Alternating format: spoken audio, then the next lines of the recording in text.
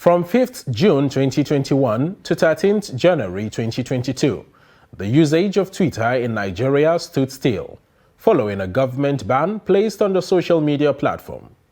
The ban occurred after Twitter deleted tweets made by Nigeria's President, Muhammadu Buhari, warning the southeastern people of Nigeria, predominantly Igbo people, of a potential repeat of the 1967 Biafran Civil War due to the ongoing insurgency in northeastern Nigeria. However, barely 3 days after the ban, it was reported that the ban had cost the country over 6 billion naira. This is in addition to other private business entities that have gone almost bankrupt as a result of the ban. Samuel Ajako runs a business that leverages on the power of social media to gain popularity amongst potential clients, especially Twitter.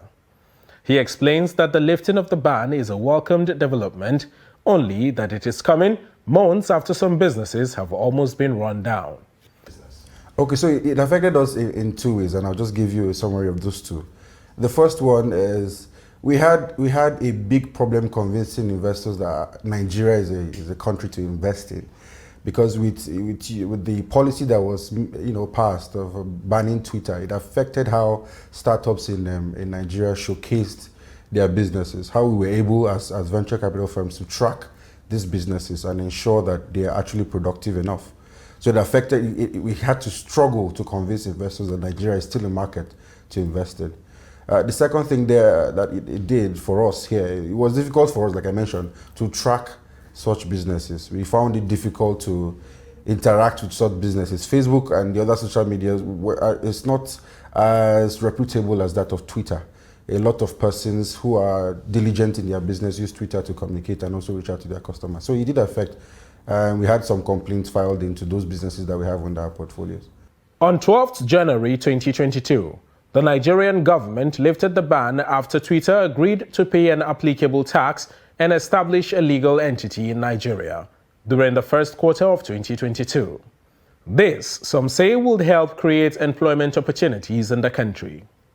To me, I think maybe it's because of the election coming up, so they need to use the platform to, do some campaigns and everything. So, but this is a good one.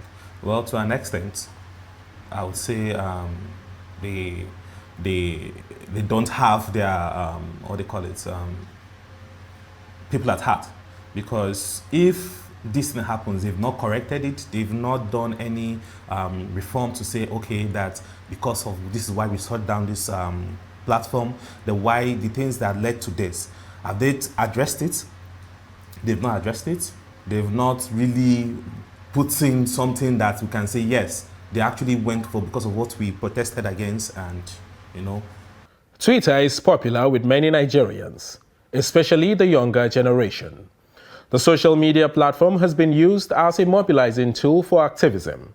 Some influencers and activists capitalized on the power of Twitter to rally support during the #EndSARS protest back in 2020. Chijoke Okafu, Trust TV News, Abuja.